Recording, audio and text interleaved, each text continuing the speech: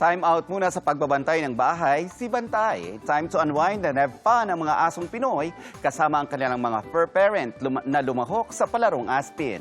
Yan ang usapang pet si Katrina Son. Sandok palayok at luksong baka. Kanya-kanyang pakitang gilas ang mga asong Pinoy o Aspin sa kauna-unahang palarong pang-Aspin ngayong araw.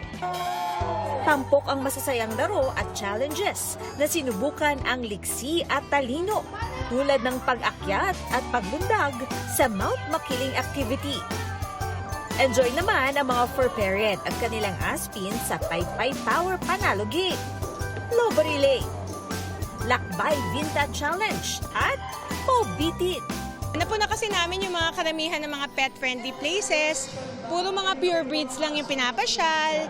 Tapos wala kayo masyadong makikita na katulad nitong si Tiggy. Chill naman ang lahat sa kanilang movie time. Ang ilan, nakatulog pa. May pet buffet rin. Rescued ang karamihan sa mga Aspin doon. Nakuha sa tapat ng bahay, sa ilalim ng kotse. Nakuha po namin siya sa Taguig, na hit and run po siya doon.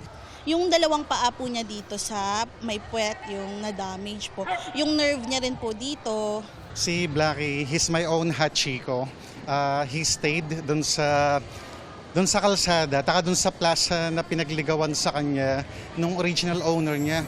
Bahagi ang palarong pang-Aspin ng pagdiriwang ng Aspin Day na layong itaguyod ang pagmamahal, pag-aalaga at pagpapahalaga sa mga asong Pinoy. Change namin yung term from Askal to Aspin. Dahil nga, ang aso hindi dapat nasa kalye. And napuna din namin, 90% of the cruelty cases na natatanggap namin involve Aspins. Yung mga Aspin, they're just as valuable as yung mga asong may breed. Katrina Son, nakatutok, 24 oras.